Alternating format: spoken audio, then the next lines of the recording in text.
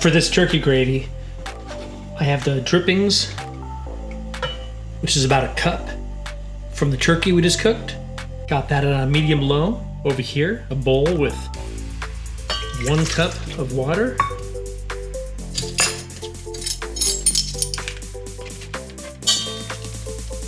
One tablespoon of cornstarch. Give that a little whisk there.